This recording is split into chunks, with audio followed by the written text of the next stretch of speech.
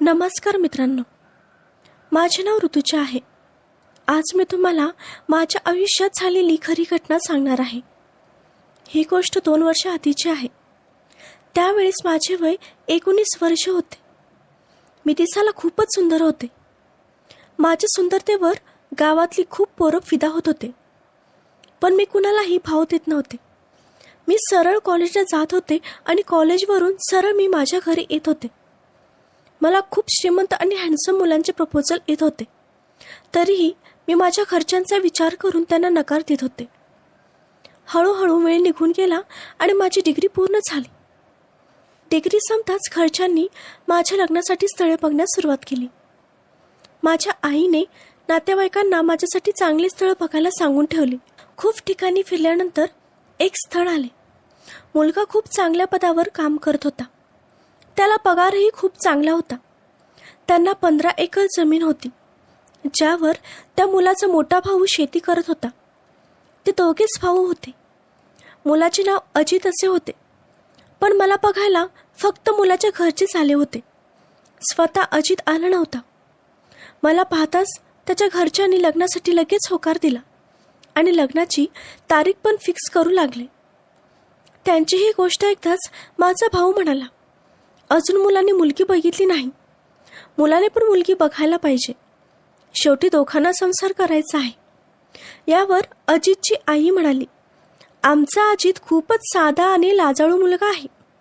त्याला खूप हट्ट केला की एकदा तरी मुलगी पाहून घे, पण तो म्हणाला की तुम्ही जी मुलगी पसंत कराल तीच मुलगी मला पसंत असेल. त्यांची ती गोष्ट ऐकून आमच्या घरातले सगळे अजितची तारीफ करू लागले, पण मला खूप राग येत होता. काय फक्त मुलांनाच मुलगी पाहण्याची हक्क आहे? जोडीदार पसंत करण्याचा हक्क फक्त मुलांनाच आहे. मुलींना एवढाही हक्क नाही का की ज्याच्यासोबत पूर्ण आयुष्य घालवायचं आहे त्याला लग्नाच्या आधी एकदा तरी पाहावं?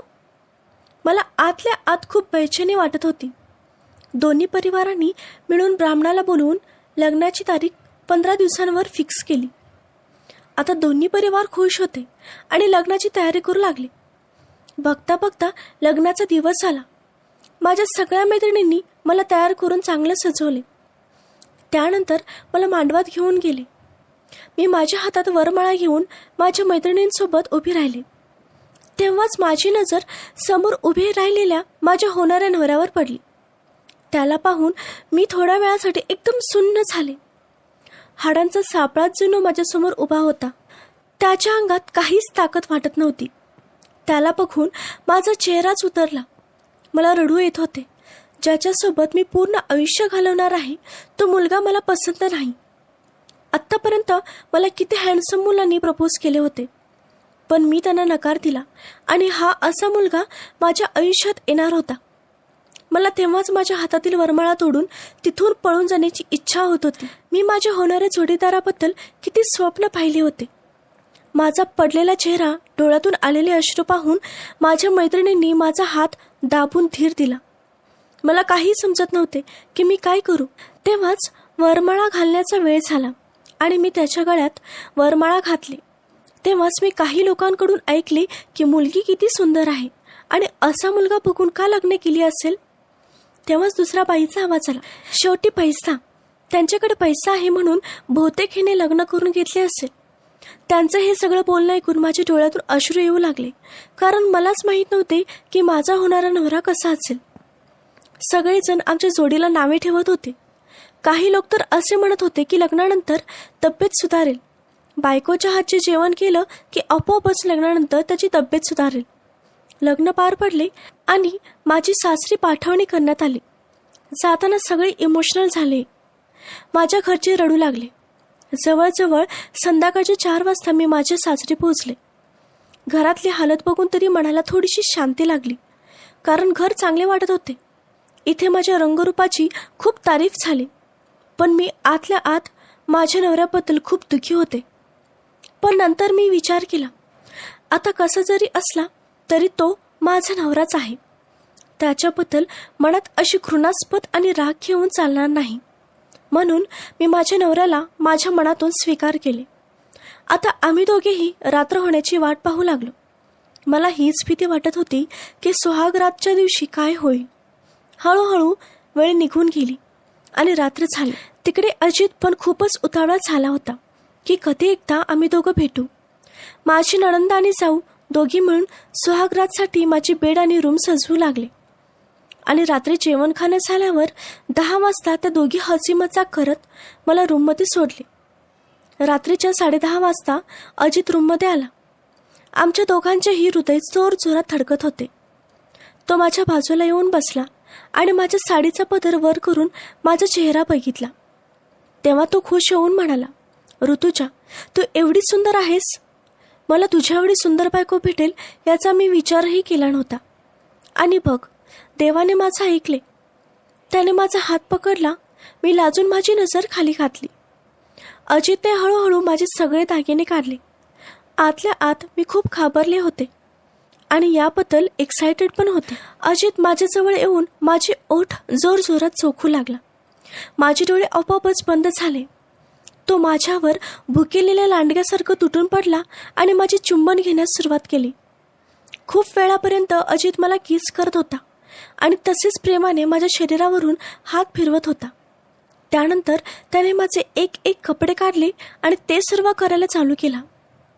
अजितने पहिल्यांदा केले तेव्हा तो 2 मिनिटे पण टिकला नाही. त्यानंतर त्यांनी 3 वेळा संबंध बनवले, पण 3 वेळेस तो 1 मिनिटाच्या वर टिकला नाही. 1 मिनिटातच त्याचं गळत होते आणि तो पुन्हा दुसरीकडे वळून झोपी गेला. मी इथे तहानलेल्या माशासारखी तडपत होते. त्यानंतर मी 6-7 दिवस तिथे राहिले आणि प्रत्येक रात्र माझी अशीच तडपत जात होती. सगळं काही सुरू होताच संपत होते आणि मी आतल्या आत खूप तडपत होते. त्यानंतर मी माहेरला आले आणि मी माझ्या आईच्या गळ्यात पडून खूप रडू लागले. सगळ्यांनी माझ्या रडण्याचे कारण विचारले. तेव्हा मी त्यांना फक्त एवढेच म्हणाले की मला तुमची सगळ्यांची खूप आठवण येते. मी त्यांना याबाबतीत कसं सांगेन? ही काही घरच्यांना सांगण्यासारखी गोष्ट नव्हती. बस माझ्या माहेरी राहिले. 15 दिवस गेल्यानंतर अजित त्याच्या मोठ्या भावासोबत घरी आला आणि पुन्हा मी माझ्या सासरे आले. मेचा महिना सुरू होता आणि गरमी पण खूप वाढली होती. मी आणि अजित आमच्या रूममध्ये फॅन चालू करून झोपत होतो आणि माझे सासू सासरे गच्चीवर झोपत होते. माझे दीर आणि जाऊच्या रूममधला फॅन खराब झाल्यामुळे ते समोरच्या अंगणात एका कॉटवर झोपत होते. एके रात्री अजितने नेहमीप्रमाणे 1 मिनिटातच ते सर्व करून घोरत झोपला होता, पण मी माझ्या काम वाचण्याच्या आगीत जळत होते. मी झोपण्याचा प्रयत्न करत होते तेव्हाच मला अंगणातून 4 पायीचा कर कर असा आवाज, तसेच जाऊबाईंच्या सुस्काराचा आवाज येऊ लागला. हा आवाज जवळजवळ 20 ते 25 मिनिटं माझ्या कानात गुंजत होता आणि त्या आवाजामुळे माझ्या शरीराची भूक जास्तच वाढत होती. मी मनातल्या मनात विचार केला, एक माझा नवरा आहे की 1 मिनिटातच त्याचं शांत होते आणि माझा धीर आहे की त्याचे 20 ते 25 मिनिटांनीही मन भरत नाही. किती ताकद असेल त्याच्यात. दुसऱ्या दिवशी जेव्हा आम्ही दोघी भाजी निवडत होतो तेव्हा आजूबाजूला कोणी नसलेलं पाहून मी जाऊबाईला बोलता बोलता मस्करी करत म्हणाले, काल रात्री जरा हळू क्रिकेट खेळायचं ना? खूप जोरजोरात आवाज येत होता. हे ऐकून जाऊबाई लाजून पाणी पाणी झाली. त्यानंतर ती बाजू मांडत म्हणाली, काय करू ऋतुजा? रात्री जेवण झाल्यावर त्यांना असा जोश येतो की ते माझ्या शरीराला कापसासारखं रगडून काढतात. त्यांना काय होतं काय माहीत, त्यांच्या शरीरात घोड्यासारखी ताकद येते आणि एक तास मला ते सोडतच नाहीत. त्यांच्या अशा वागण्यामुळे मी खूप परेशान आहे. दुसऱ्या दिवशी मला घरातली कामे पण करायची असतात, पण त्यांच्यामुळे माझं अंग, पोट, पाय खूप दुखत असते बघ. जाऊबाईचं बोलणं ऐकून मला डोकं आपटून घ्यावेसे वाटत होते, पण मी मनातले दुःख लपवत हसत तिला म्हणाले, मग भाऊजींना काय करायचं ते करू द्यायचं ना? घरातली काम मी सांभाळेन. काही दिवसांनी जावेच्या मुलांना सुट्टी पडली आणि तिला दिवसभर तिच्या मुलांचं सर्व करण्यातच दिवस जात होता आणि ती थकून तिच्या मुलांना घेऊन रूममध्येच झोपत होती. आता दीर बाहेर अंगणात एकटेच झोपत होते. एके दिवशी अजित नेहमीसारखंच 1 मिनिटात करून धापा टाकत दुसरीकडे तोंड करून झोपून टाकला, पण मला झोपच येत नव्हती. यातच मी बाथरूमला जाण्यासाठी म्हणून रूमच्या बाहेर आले तेव्हाच माझी नजर अंगणात झोपलेल्या दीरावर पडली. ते झोपेत खोरत होते. त्यांच्या अंगावर शर्ट नव्हता. त्यांचे हट्टेकट्टे शरीर पाहून माझ्या मनात त्यांच्याबद्दल तशी भावना येऊ लागल्या. मी बाथरूमला जाऊन वापस येऊन पाहते तर काय, झोपेत माणसांचं जे काय होतं त्यावर माझं लक्ष गेले. ते पाहून माझ्या मनात काम वासना जागी झाली आणि मी सगळे झोपले आहेत का याची खात्री करून आले. सगळीकडे शांतता पसरली होती आणि सगळे आपापल्या रूममध्ये गाढ झोपले होते. मी कोणताही विचार न करता हिम्मत करून धीराच्या कॉटवर त्याला चिटकून झोपले. तेव्हाच त्यांचा हात माझ्या अंगावर पडला. त्यांना वाटले की त्यांची बायकोच येऊन झोपली आहे, म्हणून ते झोपेतच नशेत येऊन ते माझे चुंबन घेण्यास सुरुवात केली. त्यांची झोप उडाली आणि त्यांनी मला मिठीत घेऊन जोरजोरात मला रगडायला चालू केले. त्यानंतर झटके देऊन देऊन ते सर्व करू लागले. खूप दिवसापासून शरीरात लागलेली आग माझी आता विझत होती. मी पण त्यांना साथ देऊ लागले. 20-25 मिनिटं त्यांनी सलग केले. त्यातून मी खूप संतुष्ट झाले. मी घामाने पूर्ण ओले चिंब झाले होते. तेव्हाच त्यांची नजर माझ्या चेहऱ्यावर पडली आणि घाबरून मला म्हणाले, तू इथे काय करतेस? तेव्हाच मी त्यांच्या तोंडावर हात ठेवून म्हणाले, भाऊजी, खूप दिवसांपासून शरीराची आग लागली, तुम्ही आज विझवला आहात. खूप दिवसांपासून मी तडपत होते. माझी तहान तुम्ही भागवलात. तुमचा जोश बघून मी स्वतःला कंट्रोल करू शकले नाही आणि मला इथे येण्यास भाग पडले. माझ्या धीराने पण मला काही म्हणाला नाही आणि मी गपचूप माझ्या रूममध्ये येऊन झोपून टाकले. त्यानंतर मी प्रत्येक 2-3 दिवसानंतर त्यांच्यासोबत ते सर्व करायला त्यांच्या कॉटवर जाऊन झोपत होते आणि स्वतःच्या शरीराची तहान भागवून घेत होते. पहिला तर धीराला माझ्यासोबत ते सर्व करायला संकोच वाटत होता, पण आता ते स्वतःहून माझी वाट पाहू लागले. कारण त्यांची बायको तिची पोरं सांभाळण्यात व्यस्त होती. तिला तिच्या नवऱ्याला टाईम द्यायला वेळ नव्हता, म्हणून त्याच्याही शरीरात आग लागत होती.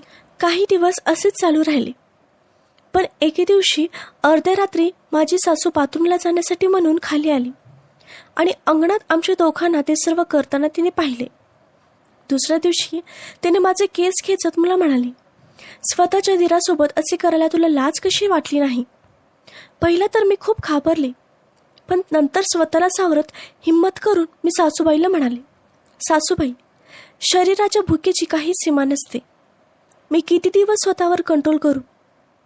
तुमच्या छोट्या मुलाची एका मिनिटातच शक्ती संपून जाते. मग मी माझ्या शरीराची आग आता कुठे विझवून घेऊ?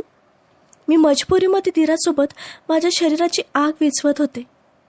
तुमच्या पोराला तर बायकोची गरजच नाही. मी माझ्या नवऱ्यासोबत असे आयुष्य नाही काढू शकत.